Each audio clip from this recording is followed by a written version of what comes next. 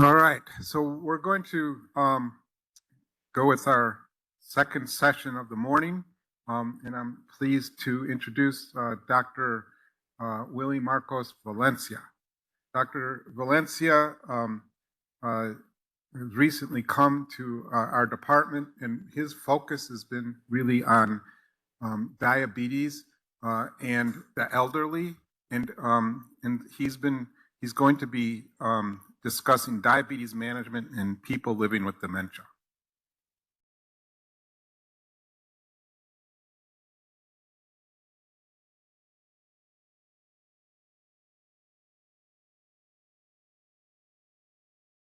Good morning, everybody.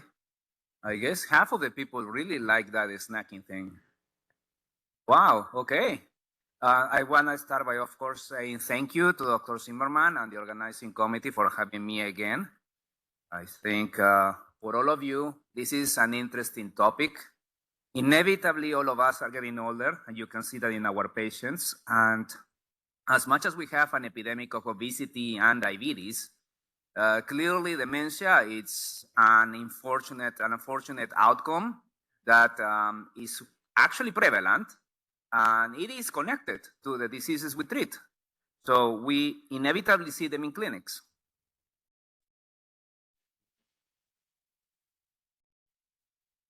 All right, so then trigger warning. Dementia is a hardcore type of term, and many patients have family members with dementia.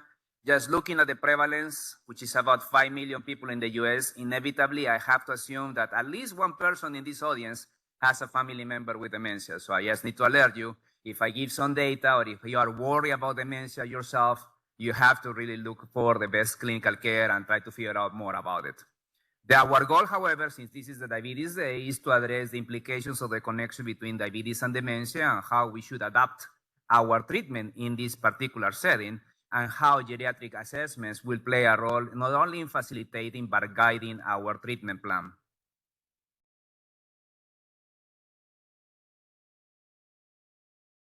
All right, so I spoke about this last year. For those of you who were here, this is a repeat, but I cannot start a talk about dementia and diabetes without giving the perspective that an older person is more just the A1C or that the diagnosis of dementia or whatever way they may have. They have all these parameters that are interconnected and intertwined, and they affect each other.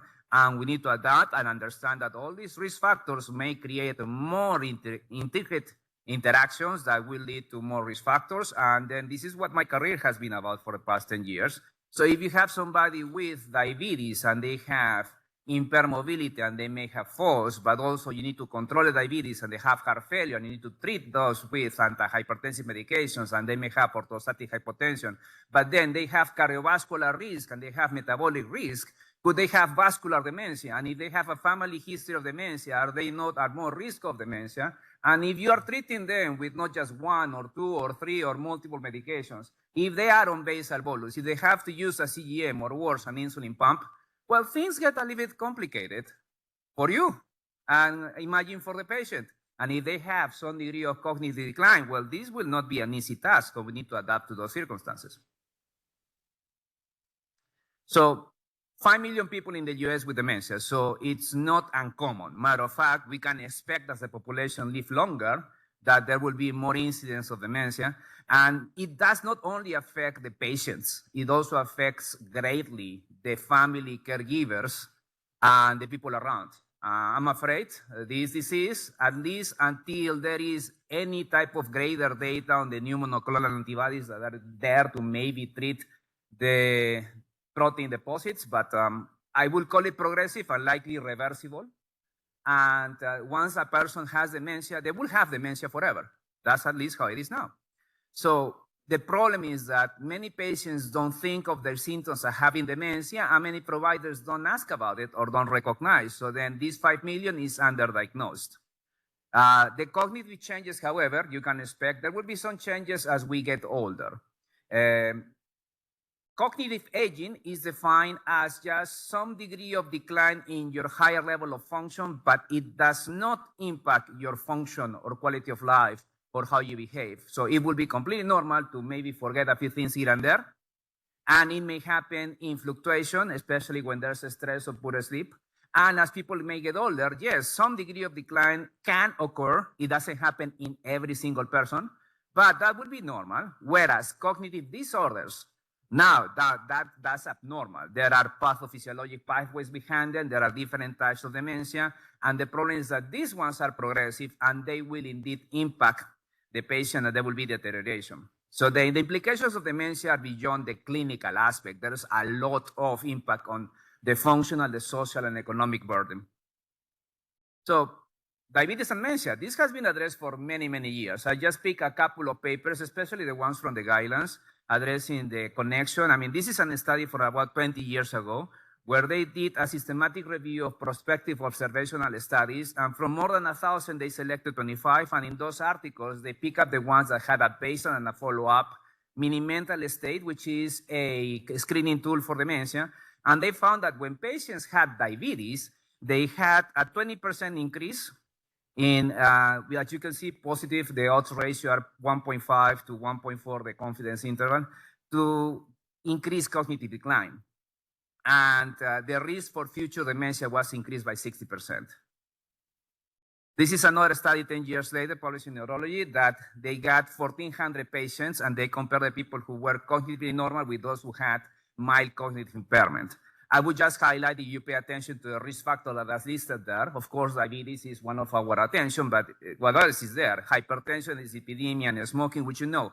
They are always in contact with what we do in clinical care for diabetes. And there, of course, there obesity, which growing and growing interest has played a lot of role into understanding how obesity is also connected to dementia development. So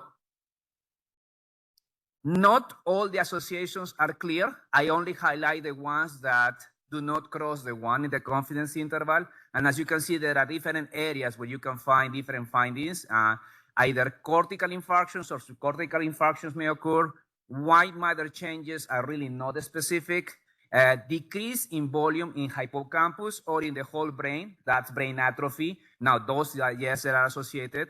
Again, they define midlife as diabetes younger than 65 and later in life as older than 65. This study is not perfect, but clearly highlights how the presence of diabetes will increase the risk of features that are associated with the development of dementia.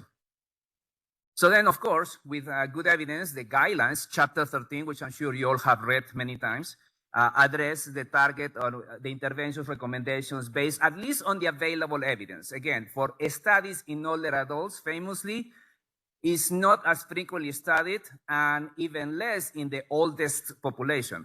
But at least from the level of evidence we have, at a level B, we should consider a screening for these geriatric syndromes, including dementia, and early detection of dementia as much as possible, especially for patients 65 and older. I'm gonna not go through all these, we did last year, but the goal is to understand that dementia care in a person with diabetes will have to always think of hypoglycemia prevention, what are the treatment goals, and understand what is the plan for the other complications that are coexistent. In parallel, nutrition and exercise still play a big role for the care of these patients, and the ADA made a big effort in enhancing the emphasis on treatment simplification, which will go over and over in terms of diabetes care. So now, if I have this patient, 72-year-old, type 2 diabetes, obesity, hypertension, dyslipidemia, coronary artery disease without heart failure, CKD stage 3A with albuminuria, regular patient. A1C is not controlled, metformin max dose, glimepiride max dose, basal insulin high dose, short-acting insulin AC, not a scale, not surprising. We get a lot of patients that goes in referrals, and SGLT2 inhibitor max dose. So this is a regular patient I may see in clinics. So quite complex. Many factors could actually make or break the case, and I could tell you, this is a simple vignette only based on the medical domain. I have not addressed if this patient has an amputation. I have not addressed if he's blind. I have not addressed if he has any type of developmental disability or any type of disorder. I have not addressed if he's having issues with vision or dexterity. So this vignette could actually get immediately way more complex, which leads to the concept of heterogeneity in geriatrics. So there's a lot of other components that we would need to understand and assess, because this patient could be traveling the world, playing golf every weekend, or he could just be at home alone and without proper care. So the chapter 4 already highlights the need to identify the existing social support systems, address functional status and cognitive disorders. And I don't think we do enough. I'm afraid that that's the reality, and I count myself on that because of time. And also, of course, I was geriatrics trained as well as endocrinology trained, so to me this is more natural, but I actually put myself in the shoes of people who may not have had this on them when they were trained, so it's not gonna come that easily, I understand that. When we talk about geriatric syndromes, well, there's a lot of them. The person in the vignette could have severe depression and may not be able to take his medications and fail in his diabetes control only because he's not adherent, but not because of a will to not follow your instructions, but because of depression that is underdiagnosed or undertreated.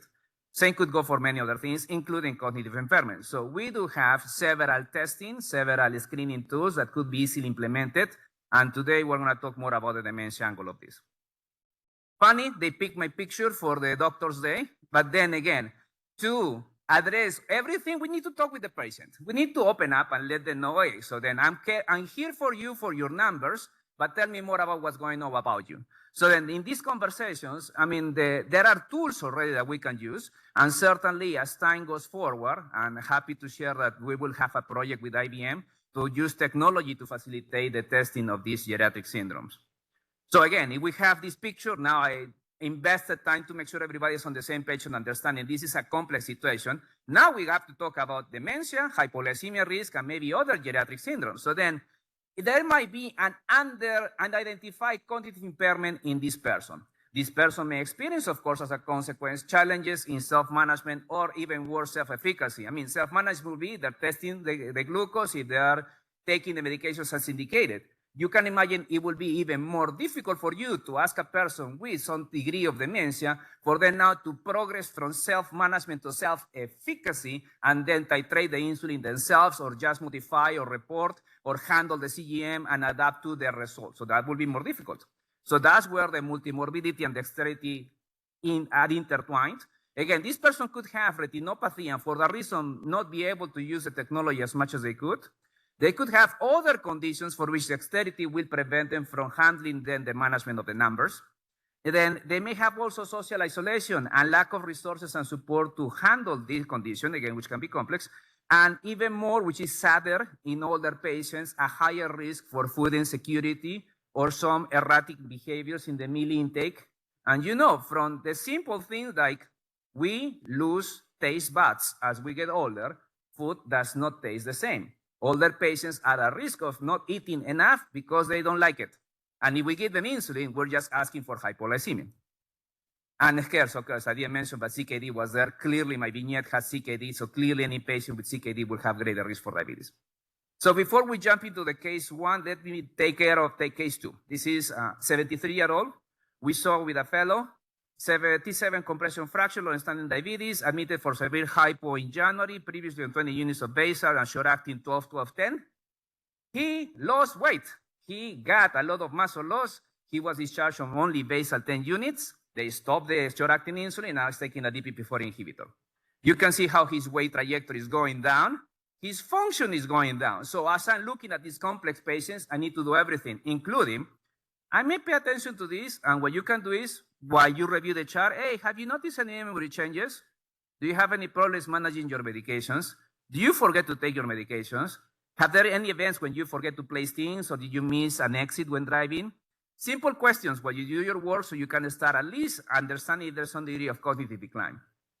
This person has a CGM, but they don't bring it. But he reports his glucose at around 90s. And again, his A1C, you would say, but he's well controlled, Dr. Valencia. Is he? So then again, the problem, 73 with so many things going on, hypoglycemia risk, weight loss, which is likely muscle loss at that age. He came walking last year. Now he was on a wheelchair. Many, of course, complex case, many things are wrong in his labs, but I would argue also albumin is low and has CKD, more risk for hypoglycemia.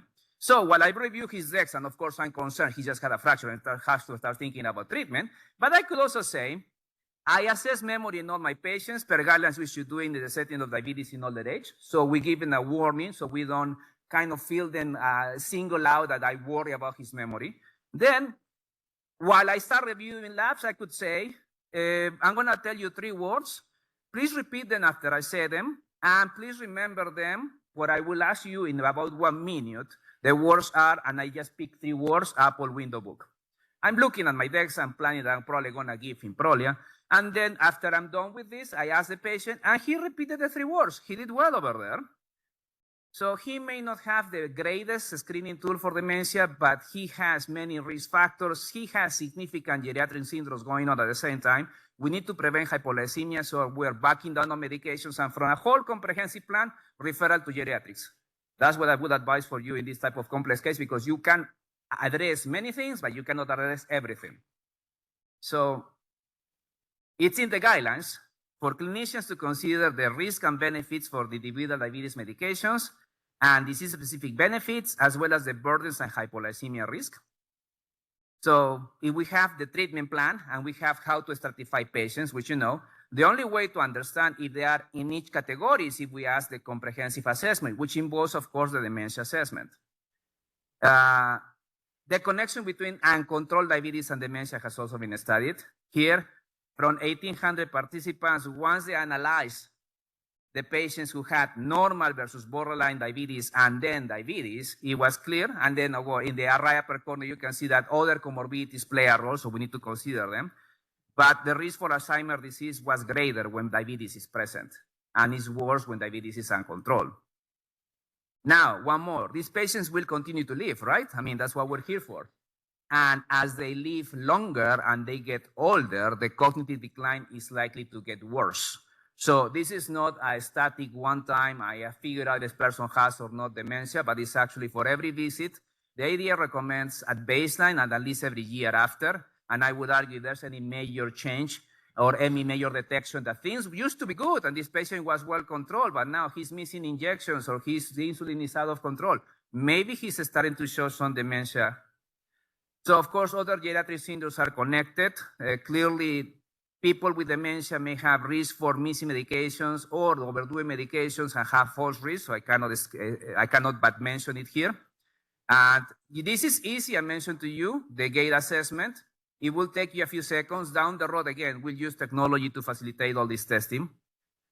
Now, for specific to dementia, there will be different screening tools. I just did something very simple, like a 3-word recall with this patient. There are other tools that are probably going to take more time, that then they have been studied. The Mini-Cog, which is, I believe, used in primary care, takes 3 minutes and has a very high sensitivity. The MoCA, which is the one we use in the geriatric clinics, takes a little bit longer, 7 to 10 minutes, and a medical assistant does it for us, and it has a very high specificity. I was trained as a geriatrics fellow with the Mini-Mental from the Folstein team, but they are only allowing that for research, so we don't do it myself. I don't do it. I have to say I'm not familiar with the slums, and I don't use the functional activities questionnaires. But what I think you can do in your practice is the Mini-Cog. This is from their website, very simple, 3-word recall and the clock drawing. So there are the instructions here. You can pick them from my slides later on. Review the instructions, try to get acquainted how to do it.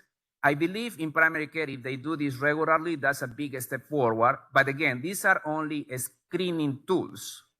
It will only make sense if we understand if the person has depression at the moment, they may not be interested in completing the test. If they have other issues going on, the test may not have the same sensitivity. Brain imaging. So then if you have somebody with dementia or memory problems, if you're dealing with a 50-year-old who's telling you they are forgetting things, that's unlikely to be Alzheimer's. There are, however, other conditions, other potential explanations. So if the symptoms begin suddenly, if there's evidence for focal or asymmetrical neurological deficits, if there's anything else, I would suggest the Center for Brain Health for people younger than 65 to do a more complete evaluation. Again, we are only screening, we're not diagnosing. There will be other layers of intervention and they can help with that. Let's do another case. This is a 64-year-old who came for cognitive evaluation in my geriatric clinics. He was concerned about his memory getting worse, especially the short-term memory. He was accompanied by his wife, and the wife was concerned that he was actually losing his mind and that he was forgetting things, that he was changing in behavior. He was noticing some slow speech and challenges completing assignments. Could it be? I mean, I'm in geriatrics clinic. However, he has diabetes, and as far as we start talking, he's having recurrent hypoglycemias, and I mean hypos in the 40s. and frequent, many times per week. His treatment was metformin, basal insulin 38 at night, and an SGLT2 low dose. We had a geriatric depression scale of 4, so he's not with depression, and a MoCA, 22 out of 30, which is a positive screening tool for dementia, but again, only screening. At geriatrics, we do a comprehensive geriatric assessment. There's no time to do this in primary care or in endocrinology. I'm just showing to kind of show off what we do in geriatrics. So there's a lot of things that we discuss. But again, in terms of the management, if I have a positive screening tool, but I have recurrent hypoglycemia and somebody who doesn't look like the typical presentation for diabetes, for dementia, something else was going on. So we treated his hypoglycemia. He started with insulin, with 2 him of insulin. Slowly, by bringing a GLP-1 receptor agonist, maximizing the SGLT2, he was able to receive the information about nutrition and exercise. His body mass index was 22 when I saw him first. I saw him yesterday, literally yesterday, and he's down to 27. Now he's not on insulin anymore. He's only on the SGLT2 max dose and on GLP-1 RA pre-max dose. His MoCA has improved now significantly. Now he's at 27. Now this person had a high school level of education. So for him, high school and 27 is not too bad. If you are all college level or higher level of education, you want to have a 30 out of 30 perfect test for the rest of your lives. So as you do a screening for dementia, you must screen also for depression, which again adds more kind of worms. I know I'm asking you, we said dementia and I'm asking you to do more things, but that's how it is. And if we do or talk about hypoglycemia risk, I mean, I don't have to invest much time. Everybody should be in a CGM until proven otherwise. And we talked about this last year. Recurrent hypoglycemias are sometimes underdiagnosed. The CGM significantly opens the tool for management. And then I argue that it's not always about increasing the medication when you see hyperglycemia, but understanding the variability, and that sometimes just patients need to improve what they eat and how they eat and where they eat. And we might be able to not just have to increase medications, but decrease them. And it was successful for this patient.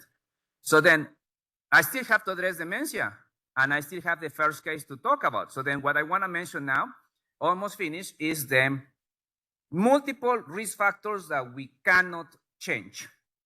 Advancing age, females, lower education, genetic factors like the ApoE4, family history of dementia or history of depression or a traumatic brain injury, and history of learning difficulties. Those we cannot change. And I'm afraid for anybody, those would increase the risk of dementia presence or progression.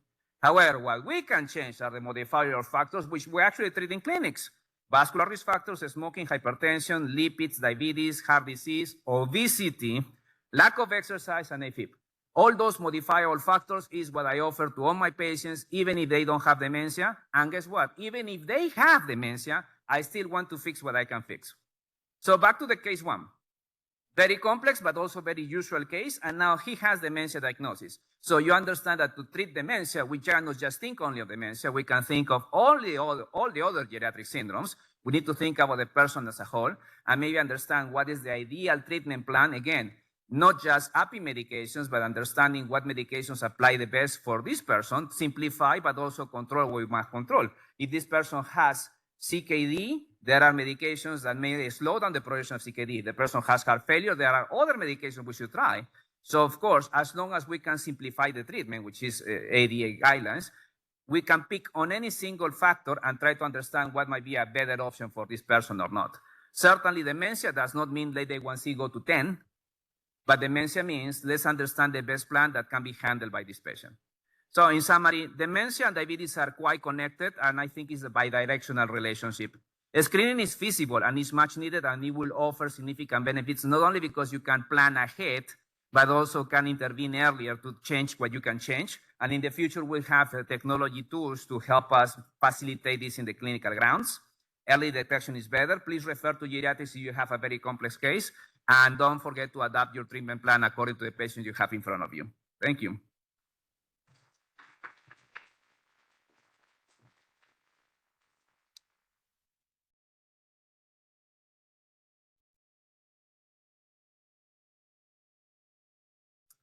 All right. Our next talk is going to be Why Weight Loss is So Difficult in Type 2 Diabetes by Oscar Mori Vargas. Dr. Vargas is the director of the Inpatient Diabetes Care Committee, and we're looking forward to his talk.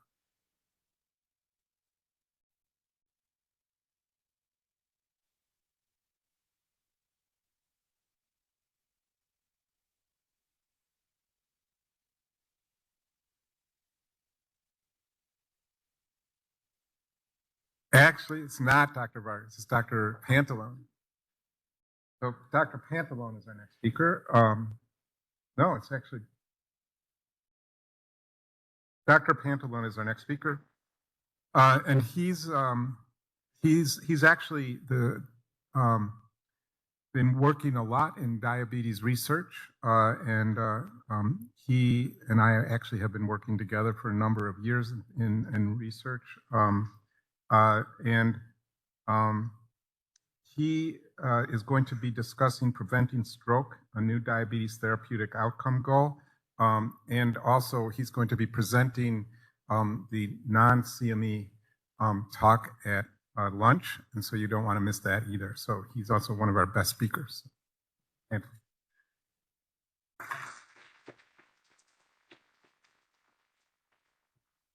all right, well, I learned from Dr. Maida, so I have 95 slides to go through in 20 minutes, so let's get started. So we're going to talk about preventing stroke, a new diabetes therapeutic outcome goal endorsed in the most recent guidelines, recognizing the history of a TIA or stroke in your patient with type 2 diabetes may help to determine the best treatments for which you to choose to manage their glycemia, as well as to reduce their cardiovascular risk. So the objectives really are to just briefly go over the historical data with glycemic control and its impact on complications, and then really highlight that this is no longer a glucose-centric disease. Somebody's A1C can be at target, less than 7%, but if they have established cardiovascular disease or established chronic kidney disease, there will be an indication to intensify therapy for those other reasons, irrespective of whether their A1C is at target. So we have to make sure that when we see those A1Cs are below target, that we don't think everything's at goal, move on. It's really hard to break old habits. So 7 out of 10 patients with type 2 diabetes die of cardiovascular causes. All right, this is a big problem. And so this is why type 2 diabetes is considered a cardiovascular risk equivalent, why a diagnosis of type 2 diabetes mandates that you be on moderate intensity statin, even if your LDL cholesterol is good. So this is what is going to impact most of our patients as their cause of death. So it is very important in our population with type 2 diabetes that we do everything we can to help manage and mitigate their cardiovascular risk. Now, we keep double booking Dr. Zimmerman's schedule and adding, and I don't even think he goes home on Sundays now. But the problem is we don't have enough people who are specialized in diabetes medicine to treat everybody that has diabetes. So we really rely on our primary care providers that manage 90% of patients with type 2 diabetes. We need them to feel comfortable recognizing these patients and making the interventions to help to reduce cardiovascular risk, even in patients whose A1Cs may already be at target. So as I said, type 2 diabetes is no longer just a glucose-centric disease. Whether you're doing a good job or not is no longer determined based on whether your A1C is at target. You have to look at other reasons for intensification, regardless of that A1C goal attainment status.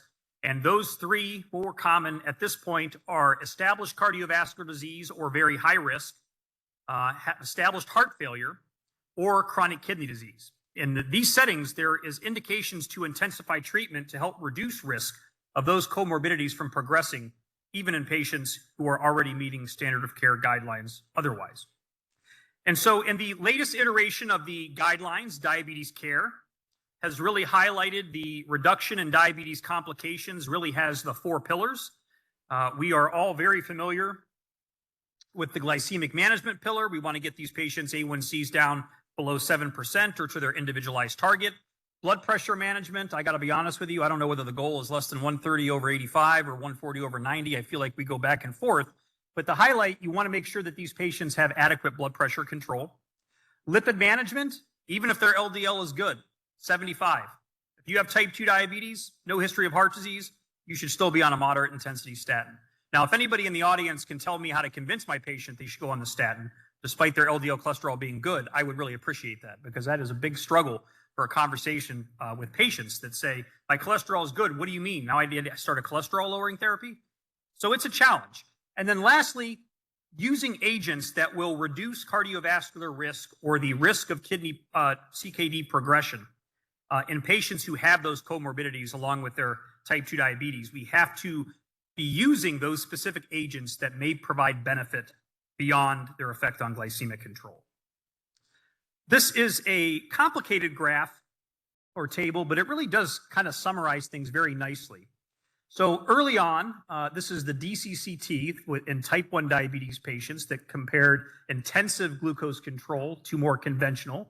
So the A1Cs between the arms were 9.1 in the conventional, the intensive was 7.2. You saw a reduction in microvascular complications, not only in the randomized controlled trial phase of the study, but also during the follow-up study of the DCCT called EDIC.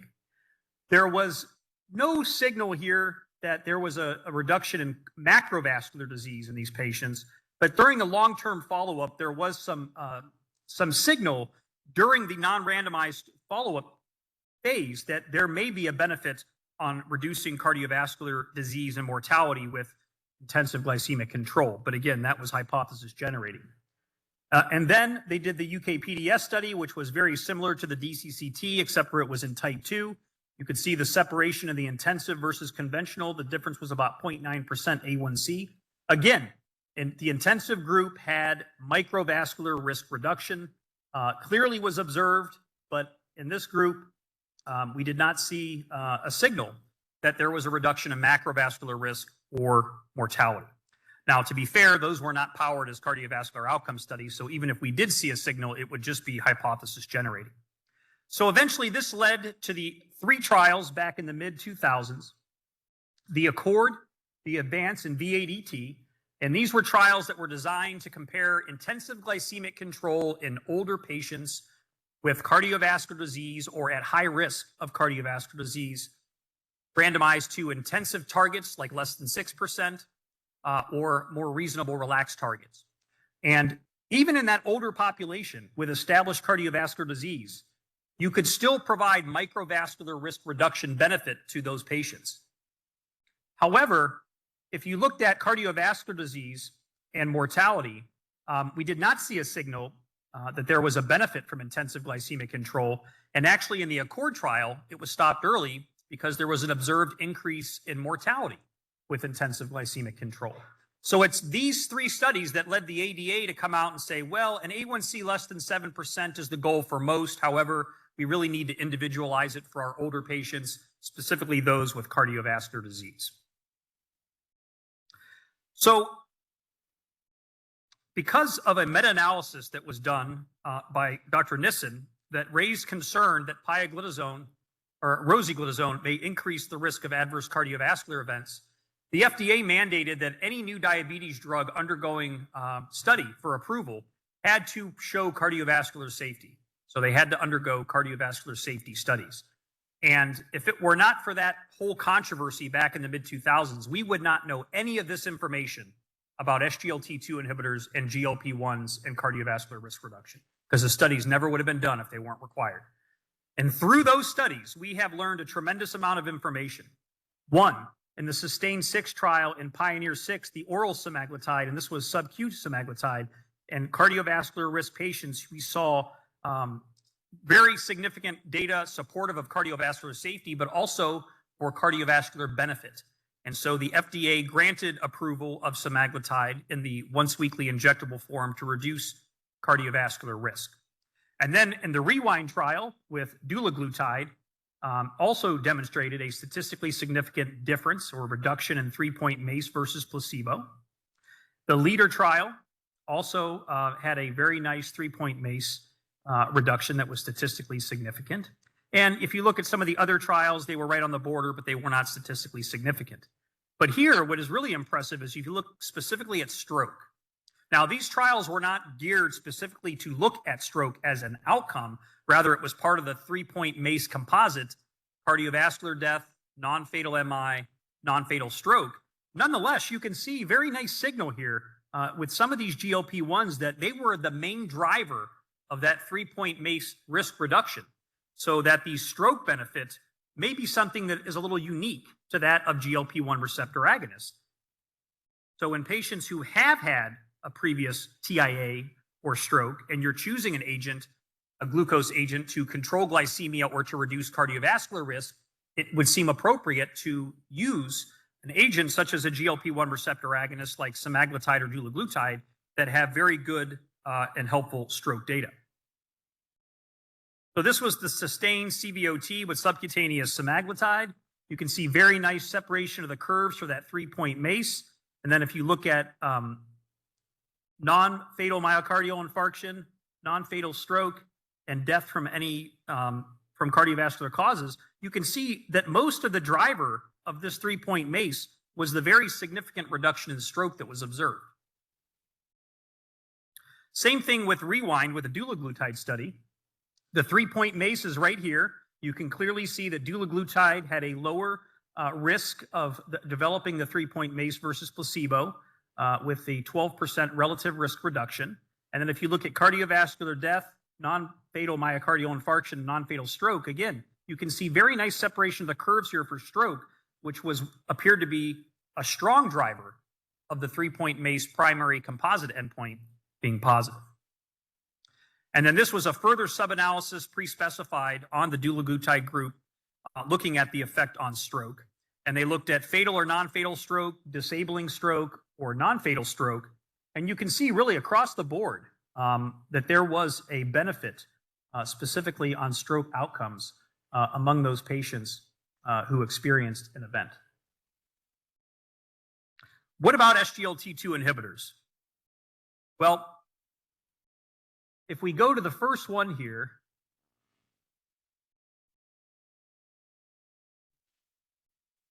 Empareg, yes.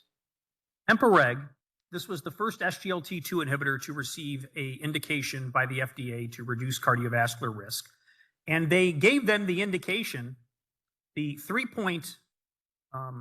primary outcome for the 3-point MACE was 0.86. You can see just below 1, statistically significant. But that was almost entirely driven by cardiovascular death. If you look at stroke, it actually was on the opposite side of 1, suggesting maybe an increased risk. So it was for this reason that the FDA did not give them the 3-point MACE approval for their label. It said you can reduce the risk of cardiovascular death, stroke, and non-fatal MI. Rather, they only gave them the indication to reduce the risk of cardiovascular death. Okay? And the exact cause for this, I'm not exactly sure. I think a lot of it is hemodynamics. You put people on an SGLT2 inhibitor, their blood pressures may drop. They may have lightheadedness if you're not changing their other antihypertensive therapies. And so a lot of these stroke-like symptoms or TIA really could have been related to those types of symptoms. But you can see here, we didn't really see such a significant signal with the other drugs regarding stroke. So in general, this isn't something that we avoid in people who've had a history of stroke, but I just put this up there to highlight that SGLT2 inhibitors, as good of data as they have, there really isn't any signal specifically that it's driving that 3-point MACE risk reduction by a positive effect on stroke. It was actually the opposite in the one trial. What about pioglitazone? Has anybody ever heard of this drug?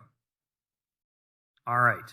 Now, this was from the PROACTIVE cardiovascular outcome trial with pioglitazone versus placebo. And the primary outcome was not statistically significant. It was death from any cause, non-fatal MI, stroke, acute coronary syndrome, leg amputation, coronary revascularization, or revascularization of the leg. Had they had the traditional 3-point MACE as their primary endpoint instead of their secondary endpoint, pioglitazone would be approved to reduce cardiovascular risk. But you know how medical statistics work. If the primary outcome is not statistically significant, even if all the p-values below it in your hierarchy of testing are statistically significant, it's not considered significant, right? So the PI was a vascular surgeon. He was pretty adamant about sneaking this in. So had the traditional 3-point MACE been the primary outcome, we would have pioglitazone probably would have been submitted to the FDA and been granted approval to reduce cardiovascular risk. So I bring this up just to highlight, you have patients who they just can't afford or they're not able to use the patient assistance programs and they are high cardiovascular risk. As long as they don't have heart failure, you can't say you don't have any options for them. Pioglitazone is a very effective drug and I think clearly shows a cardiovascular risk benefit. It's just because of their choice of how they did their hierarchy of testing that led it to not be approved for such indication. And if we look at the ProActive study and we look in specifically at stroke, you can see a very significant difference in stroke in terms of the first cardiovascular event in the study, as well as in total events of the study. So again, very strong evidence that pioglitazone, like GLP-1, may have some positive effect on the cerebral vascular system, which may be helping to drive that 3-point MACE observation. And if we look at the curves here, this is the pioglitazone IRIS study. This was in patients who had insulin resistance with a history of TIA or stroke, but did not have type 2 diabetes. You also saw a very nice separation of the curves in between these groups when it comes to the cumulative probability of survival, all right, that primary outcome. And again, when you look over at the stroke data,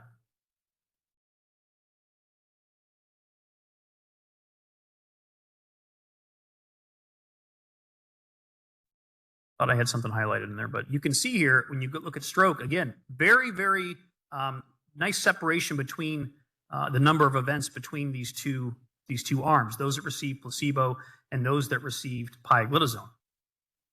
So they concluded that in this trial of patients without diabetes who had insulin resistance, along with a history of ischemic stroke or TIA, the risk of stroke or MI was lower among those who received pioglitazone than among those who received placebo.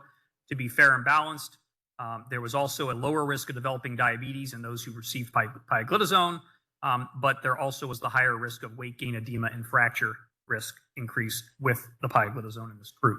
So even in patients who don't have type 2 diabetes, very strong evidence that pioglitazone has a pronounced effect on reducing cardiovascular risk, specifically when it comes to reducing cerebrovascular risk. So because of this data, largely the more recent cardiovascular outcome trials with GLP-1s, the American Heart Association, American Stroke Association guideline for the prevention of stroke in patients with stroke and TIA included the recommendation treating type 2 diabetes with glucose-lowering agents, such as GLP-1 receptor agonists, which have proven to reduce the risk of future major adverse cardiovascular events. So specifically, trying to recognize and prioritize stroke risk in those patients who are at the highest risk. Now, I always, whenever I see this kind of stuff, I always like, what is the mechanism? What's causing this? And I'm not really sure that I could say that we know.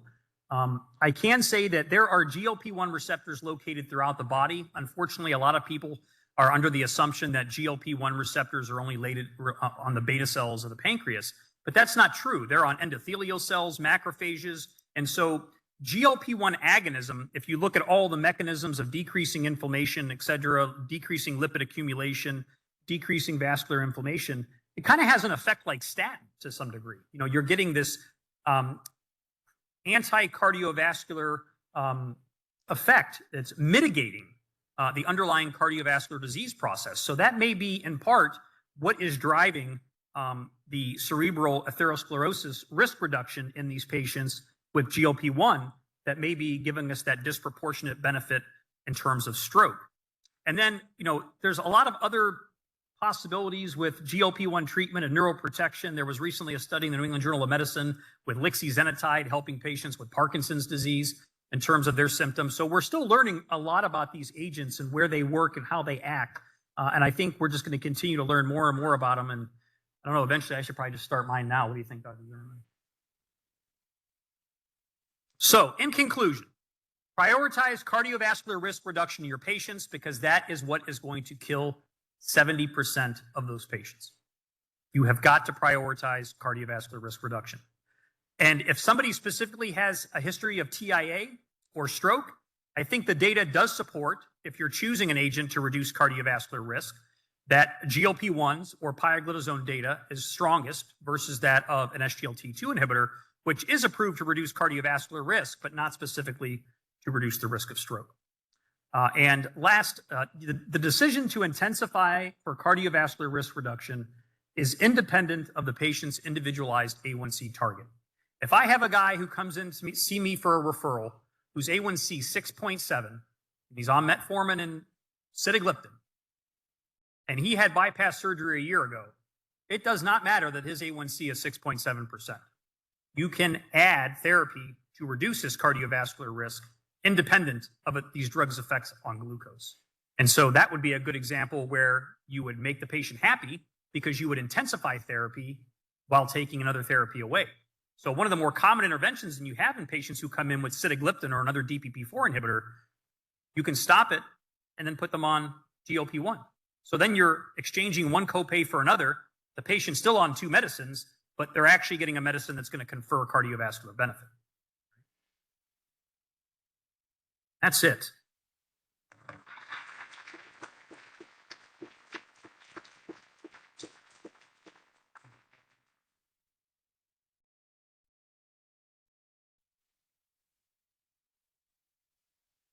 All right, so now we're going to have Dr. Vargas. As I said, he was the director of the Inpatient Diabetes Care Committee, and he is going to be talking about why weight loss is so difficult in type 2 diabetes.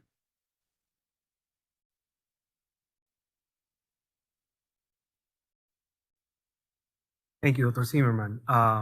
First, I would like to thank the organizers of this very important event. It's always a pleasure to be here and participate.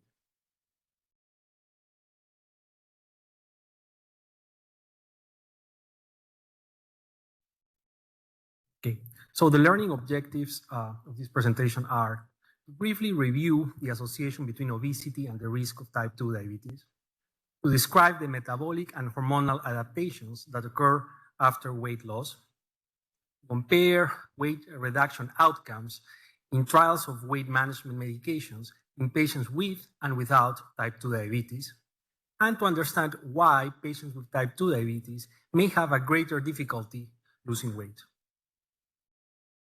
It's important to have a perspective here. Obesity and diabetes are major public health problems in the world. There are many millions of people in the world living with these chronic conditions.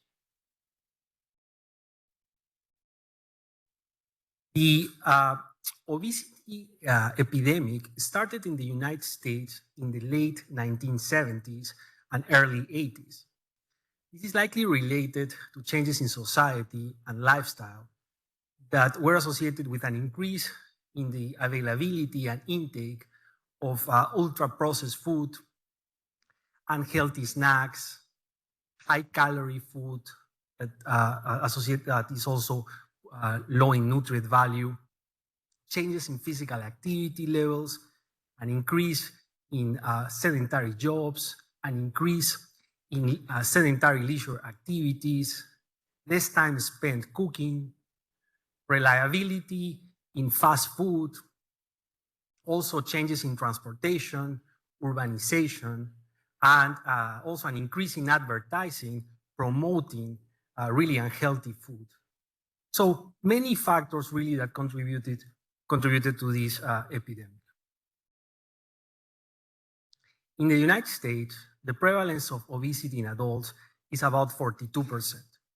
The prevalence of severe obesity is about 9%. And 31% of people also suffer from overweight. The Midwest and states in the South have the highest prevalence of obesity. In Ohio, the prevalence of obesity is about 38%. You probably have seen this map several times. The increase in the prevalence of diabetes mirrors the increase in the prevalence of obesity. There are about 38 million people in the United States who suffer from diabetes. That's about 1 in every 10 people. Now, the association between obesity and the risk of diabetes is well known and very clear. You can see here this meta-analysis of prospective cohort studies that found that the relative risk for developing type 2 diabetes was 7-fold higher among those with obesity compared with those with normal weight. And the risk was 3-fold higher for those with overweight. Now, the higher the BMI, the higher the lifetime risk for diabetes. In this study, individuals at age 18 had a lifetime risk of developing diabetes of less than 20% when the BMI was less than 25. But for those with a BMI over 35, the lifetime risk was about 70%. This strong positive linear association between BMI and the risk of type 2 diabetes has been demonstrated across multiple ethnicities and in different regions around the world. Also, a larger waist circumference, independent of overall adiposity, is strongly associated with a higher risk of type 2 diabetes. Now, obesity is associated with ectopic lipid deposition. Ectopic lipid is metabolically harmful. When there is fat on the skeletal muscle and also on the liver, that will be a direct cause of insulin resistance. So this plays a role early in the pathogenesis of type 2 diabetes. Now, obesity is also a state of chronic low-grade inflammation. It is important to understand that visceral fat can become pathological adipose tissue. And this pathological tissue has very specific characteristics, including the presence of hypertrophic adipocytes, there is necrotic adipocyte, and there is infiltration by inflammatory cells, including macrophages. And this leads to an increase in the production of pro-inflammatory cytokines, as well as increased levels of free fatty acids and also vascular dysfunction that eventually leads and contributes to insulin resistance, to type 2 diabetes, and cardiovascular disease. Beta cell dysfunction is eventually the cause of the progression from normoglycemia to hyperglycemia. And obesity also contributes to beta cell dysfunction. Lipotoxicity, glucolipotoxicity that are seen in many patients with obesity directly cause metabolic and oxidative stress at a cellular level of the beta cells and leads to beta cell dysfunction. So in this context, weight management is a primary goal, both in the prevention and also in the treatment of type 2 diabetes. And this is clearly stated in the guidelines, including the standards of care of the American Diabetes Association.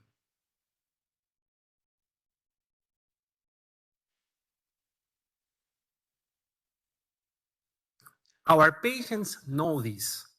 In fact, surveys and qualitative studies have shown that most people with type 2 diabetes try to lose weight. They try hard, but despite their efforts, the rates of success are not as we wish for. And this is because cognitive processes are not the sole control of eating behavior.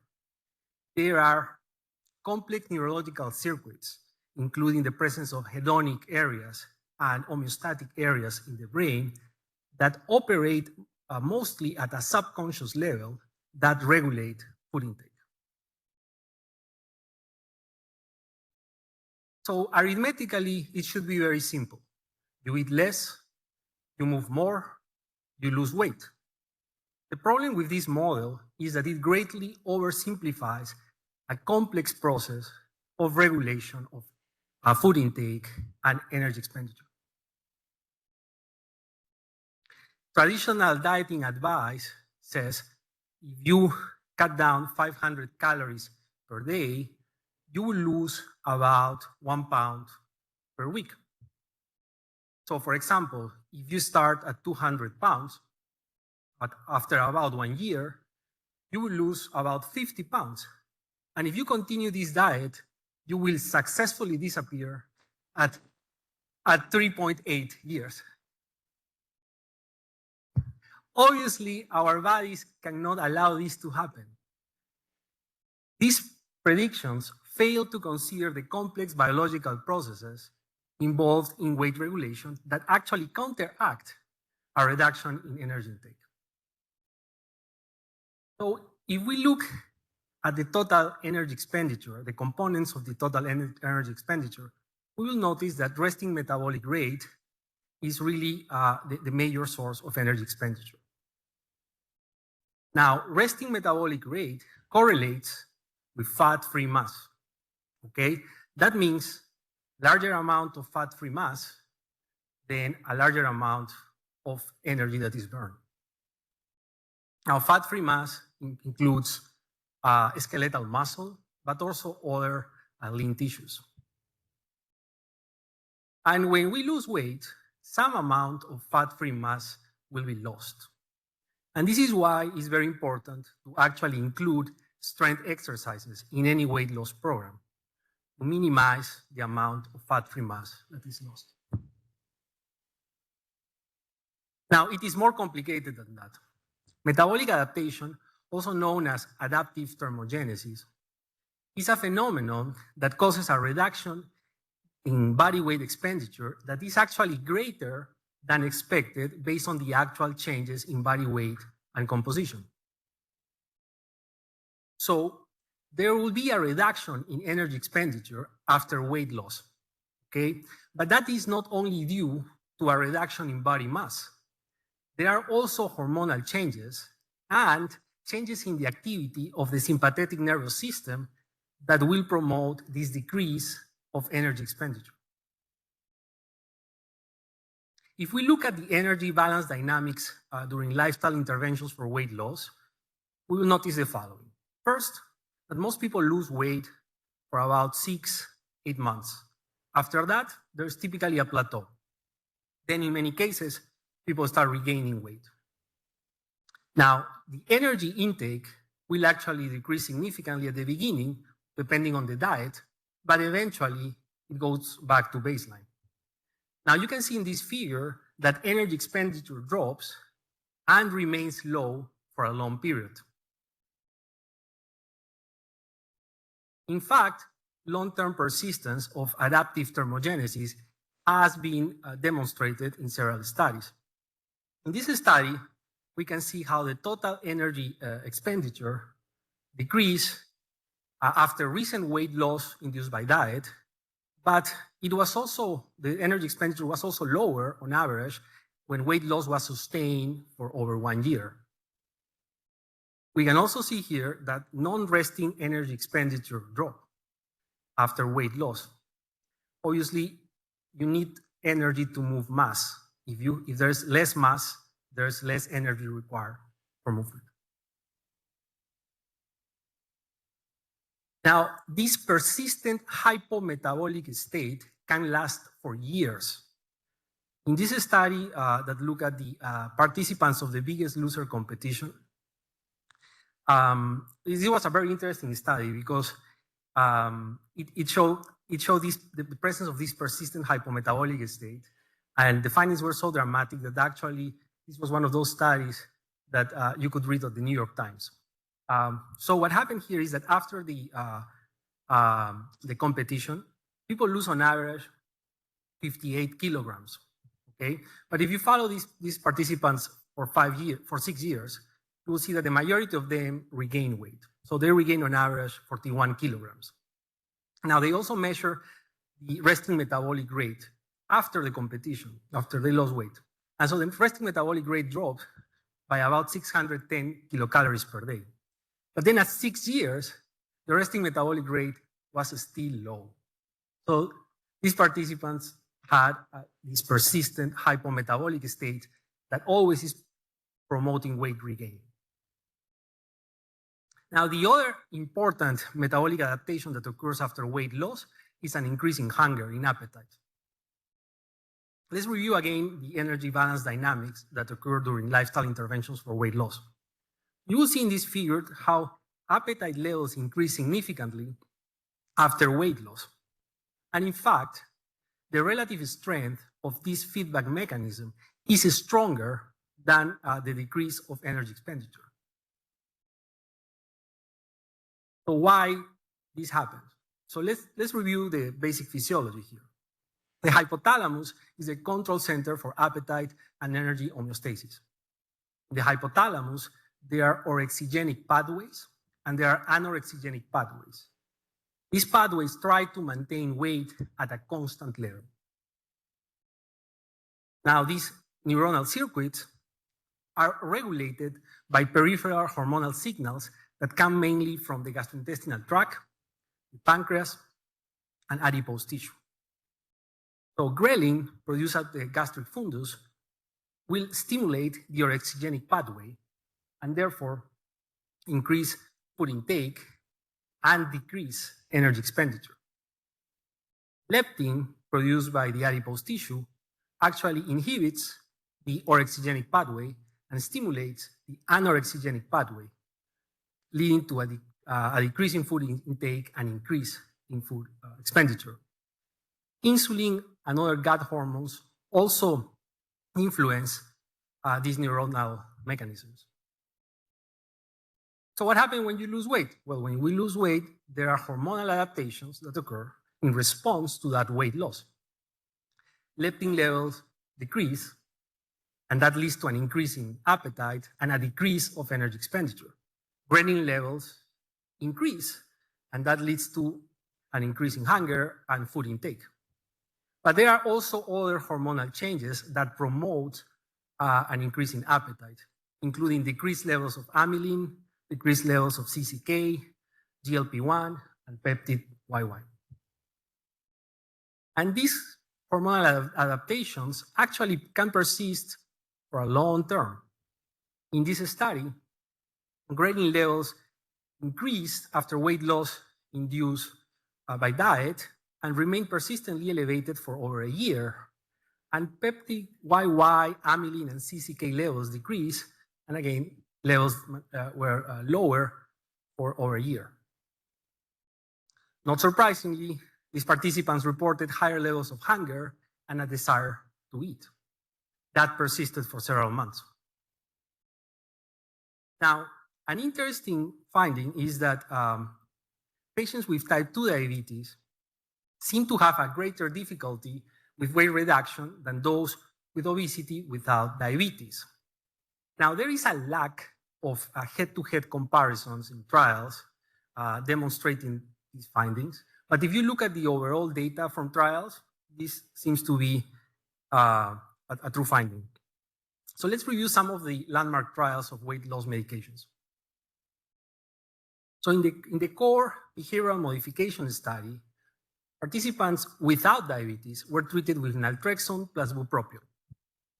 And the weight loss reduction was about 9.3%. In the core diabetes trial, that included patients with type 2 diabetes, the mean weight reduction was 5%.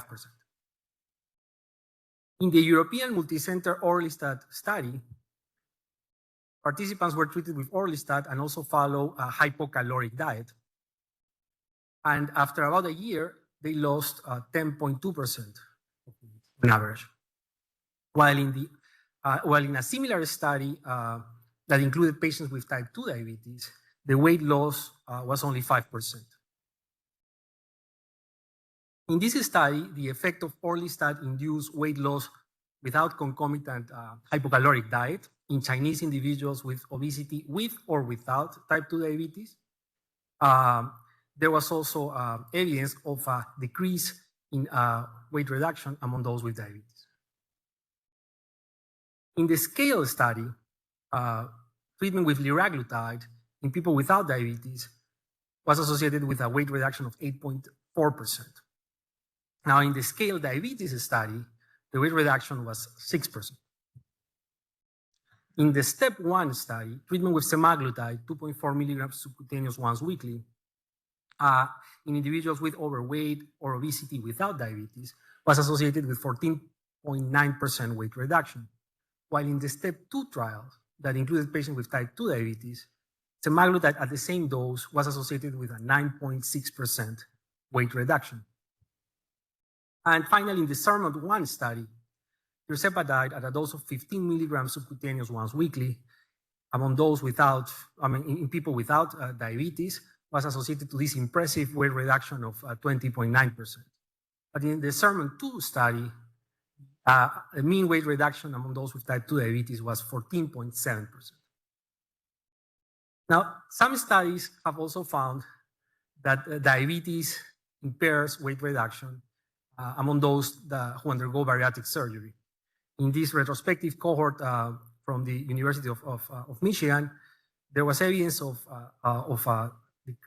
lower amount of weight loss among those with diabetes, particularly in the first 3 years after surgery, and also more clearly seen in the subgroup of those who underwent gastric bypass surgery. So why? Why is this happening? Why people with type 2 diabetes have a harder time to lose weight? Well, although the exact mechanisms have not been clearly elucidated, this appears to have a multifactorial cause. So one hypothesis is that patients with type 2 diabetes may have a genetic, epigenetic predisposition to obesity, which may impair weight reduction. Now, this is an interesting hypothesis, but needs to be tested. Insulin resistance may also play a role. Early in the onset of type 2 diabetes, there is insulin resistance, as we all know, that leads to hyperinsulinemia, and that leads to an increase in lipid uptake and storage in the adipocytes. So that's a possible mechanism. Another possible mechanism is actually energy conservation caused by reduced glucosuria that occurs when people with overweight lose weight and have improved glucose control. So that may be another mechanism that is contributing to this difficulty losing weight.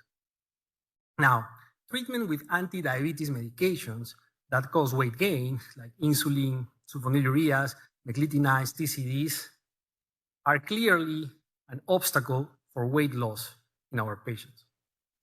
The treatment with these medications also can increase caloric intake indirectly because patients may eat more to prevent or to treat hypoglycemia. Now, limited physical activity related to musculoskeletal abnormalities, to food complications, peripheral neuropathy, cardiovascular disease, and other chronic complications from diabetes can also promote weight gain and make weight loss harder. An alternative explanation is that patients with type 2 diabetes are often older, and increasing age impairs weight reduction. So for instance, in the trials that we just reviewed of GLP-1 receptor agonists for weight management, the mean age of participants among those who do not have diabetes was about 45 years, while in participants with type 2 diabetes, the mean age was about 55 years. So that's another potential mechanism or explanation. There are also socioeconomic and environmental factors that contribute to obesity and type 2 diabetes that are there, that always play a role. You know, the widespread availability of high-calorie processed food, the tendency towards a sedentary lifestyle. Also, it's important to keep in mind that living in geographical areas where, with limited access to affordable and healthy food can make your weight loss efforts harder. Now, the good news are that people with diabetes and overweight or obesity may benefit from any magnitude of weight loss. Okay? The pillars of weight management, including diet, physical activity, behavior modification, and medical treatment, can achieve clinically significant weight loss for our patients. So that's important to keep in mind. We know that even modest weight loss of 3% to 10% is associated with statistically significant reductions of cardiovascular risk factors, including hyperglycemia, hypertension, and dyslipidemia. Now, if you lose more weight, you get more benefits. In fact, remission of type 2 diabetes is possible through diet-induced weight loss. In the DIRECT trial, remission of diabetes was achieved by 46% of participants who follow a very strict meal plan, total diet replacement with structured support after 1 year. So it's possible. And it's also well known that remission of type 2 diabetes can be achieved after metabolic surgery.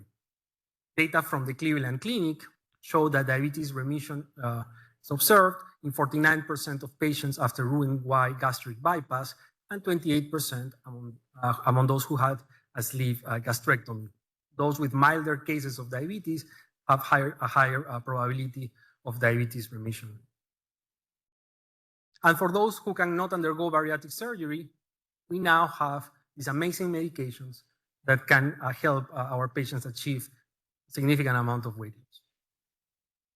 So in summary, body weight is centrally regulated with peripheral hormonal signals integrated primarily in the hypothalamus to regulate food intake and energy expenditure.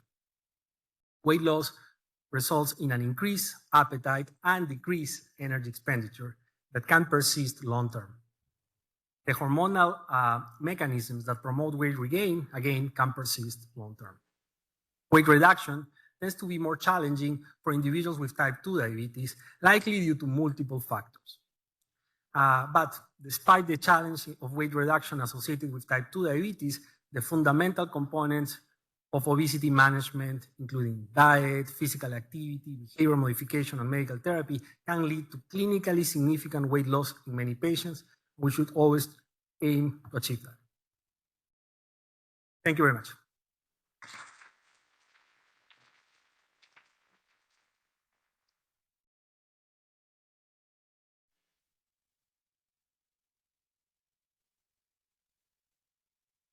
Our next speaker is Dr. Mona Grossman. She had her undergraduate degree from Princeton and her fellowship at Yale, and we were lucky enough to get her in 2021 to join our department. And she is going to be talking about gastroparesis and GLP-1 therapy and its implications for surgery.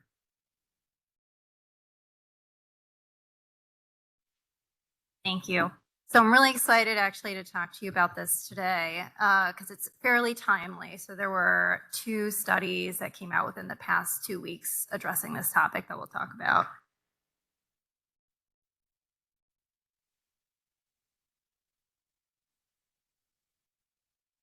So this is not uncommon MyChart message that I get from my patients. I get one once a week like this. It goes something like, "Hello, doctor. I'm having surgery next week.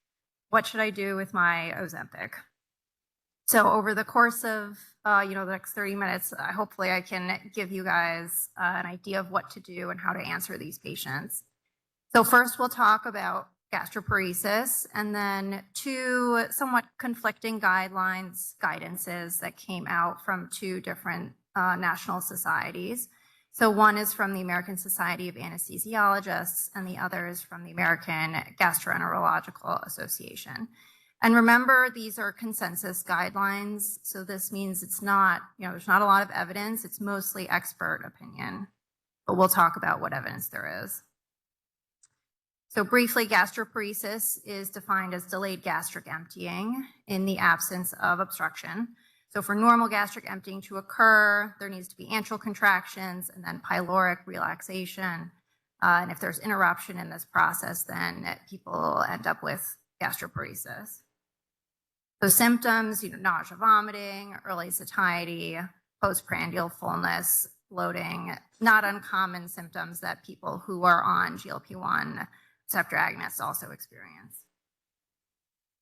Diagnosis is gold standard is the gastric emptying study, which is basically an egg sandwich that people have to eat with a radiotracer. And this is measured over 3 to 4 hours. A couple other modalities that are out there. There's a wireless motility capsule that gets used, stable isotope breath test, and an acetaminophen absorption test, which basically acetaminophen is really just absorbed in the intestines. So it passes through the stomach without any absorption. So it measures, you measure the acetaminophen level to get a sense for gastric emptying.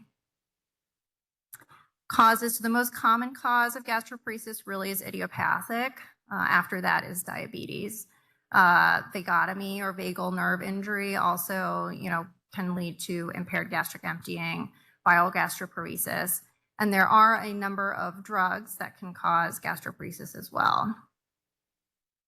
So opiates is a big one. Is obviously not an extensive list, but a lot of patients are on some of these medications. So opiates, tricyclic antidepressants, calcium channel blockers, PPIs, and of course GLP-1 receptor agonists. So as we know, the GLP-1 molecule itself has an effect in slowing gastric emptying, along with some of its other effects, right? Stimulating insulin secretion, inhibiting glucagon, et cetera. So back to our patient, how do we answer this question? So first, I'll talk about the guidance from the American Society of Anesthesiologists. So they came out, this is about a year ago now that they published this, and they said for patients on daily dosing, consider holding GLP-1 agonists on the day of the procedure. For patients who are on weekly dosing, consider holding GLP-1 agonists a week prior to the procedure. They also said if there's gastrointestinal symptoms, such as severe nausea, vomiting, bloating, abdominal pain, consider delaying an elective procedure and discuss the concerns about regurgitation, pulmonary aspiration of gastric contents with the surgeon and the patient. If the patient has no GI symptoms, but the GLP agonist was not held, the recommendation was either proceed with full stomach precautions or consider evaluating gastric volume by ultrasound. And if the stomach is full, or if gastric ultrasound is inconclusive or not possible, consider delaying the procedure or treat the patient as full stomach and manage accordingly. So the biggest concern from the anesthesiology standpoint was aspiration risk and pulmonary complications that come from that as a result of retained gastric contents. And most of this guidance came from case reports, which, they did say in their guidance, this is really mostly expert opinion based on a couple case reports. We'll talk about one of them and a couple retrospective studies. And, from the anesthesiologist, pulmonary aspiration is one of the worst things that can happen during anesthesia. It's not common. 1 out of every 2,000 to 3,000 operations requiring anesthesia, there is some kind of pulmonary aspiration event. But if pulmonary aspiration does occur, the majority that aspirate do develop some type of lung-related injury, which can be, aspiration pneumonitis, aspiration pneumonia. And more than 50% of airway-related deaths in anesthesia can be attributed to aspiration. So from the anesthesiology point of view, this is really bad, something that really needs to be avoided. So this is one of the case reports that the anesthesiology guidance mentioned. So this was a 42-year-old man who had an upper GI endoscopy and ablation of dysplastic mucosal areas. And this was a procedure that he had had, multiple times before. 3 months ago, he had had it most recently. And during that procedure, he underwent deep sedation with a natural airway, no issues.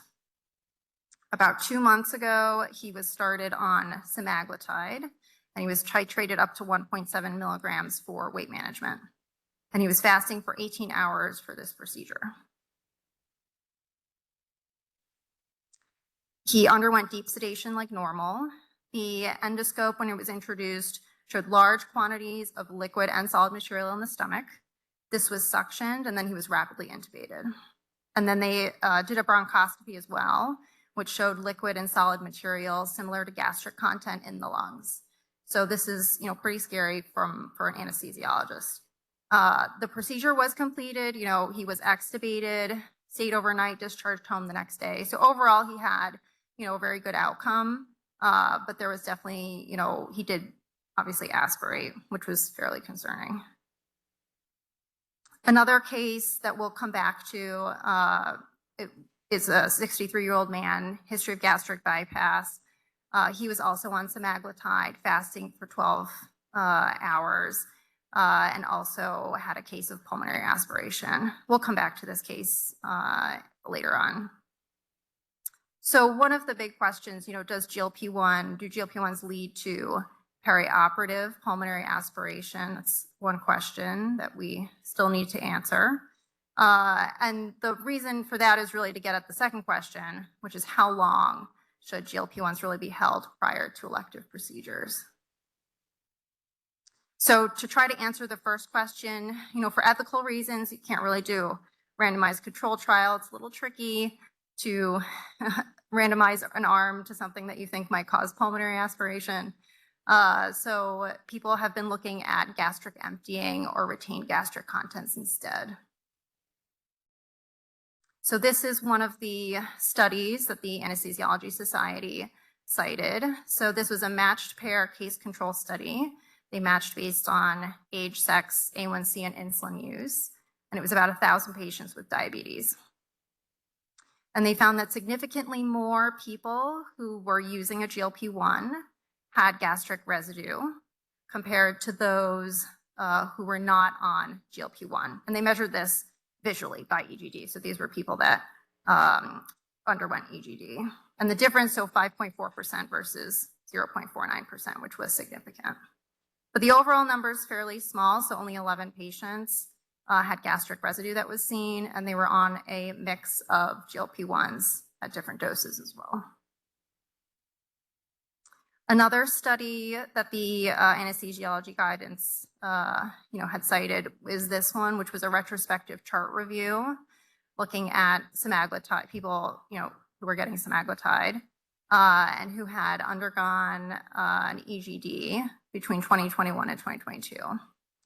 Still not a lot of patients, so they ended up with 33 patients that they found who had received GLP-1 in the 30 days prior, compared to 371 patients who didn't. And they defined gastric contents as any amount of solid food or greater than 0.8 milliliters per kg of liquid content. And this was similarly right on EGD. So this was visual inspection, which is for the solid food, somewhat not objective, subjective.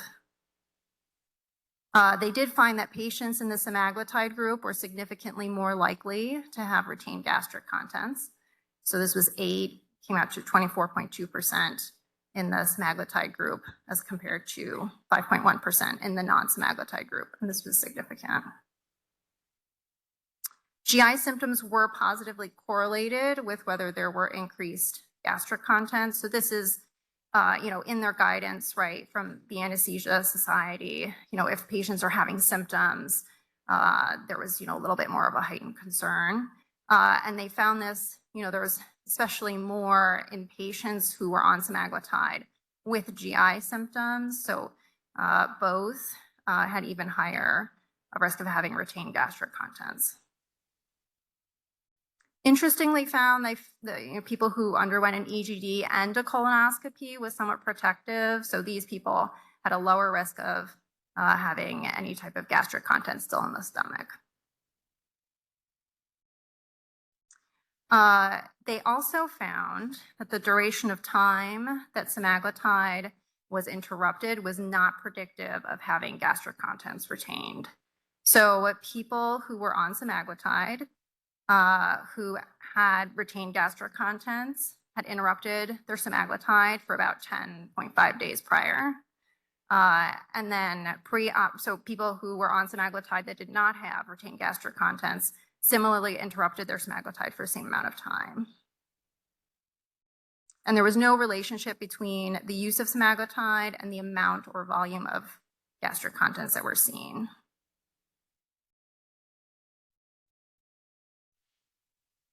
So just to go back to this case, remember, 63-year-old man, he was on semaglutide. He was fasting for about 12 hours. His last dose was 11 days prior to upper endoscopy. And remember, the anesthesiology guidelines said for semaglutide, which is a weekly drug, to hold it for hold it a week in advance. So, it's a little unclear how effective a 1-week delay would really be, especially when you think about usually we say 5 half-lives to really have the drug come out of your system, which in the case of, GLP-1s really is not realistic.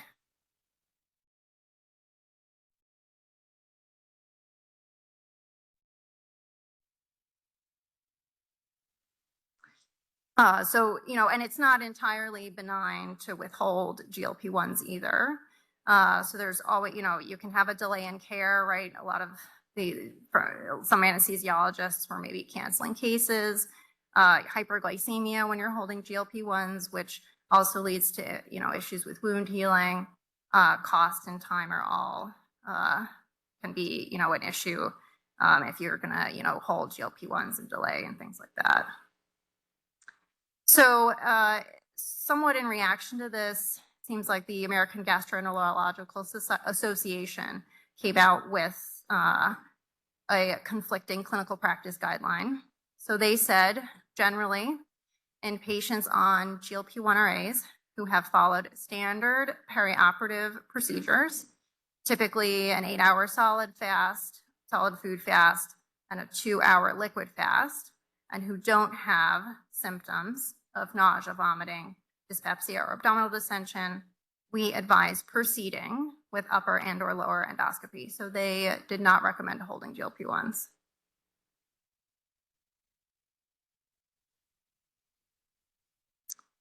In patients with symptoms suggesting possible retained gastric contents, transabdominal ultrasonography can be used to assess the stomach if there's sufficient clinical expertise and the equipment is available. But evidence to support this modality in standard practice is lacking. So there's just generally not a lot of evidence to support either way. And so this is the first of 2 studies that came out. So this came out about 2 weeks ago from the American Journal of Gastroenterology. And this was a systematic review and meta-analysis on gastric emptying delay related to GLP-1s.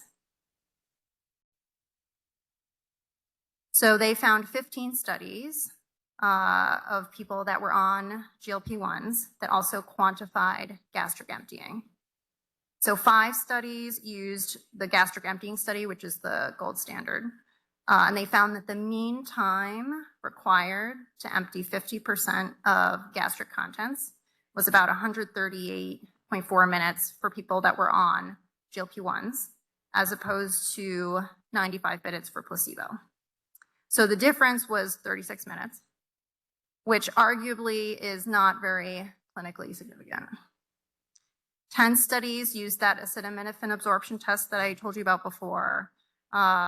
This usually is a little bit more related to liquid passing through. It measures, liquid passing through the stomach a little better than solid.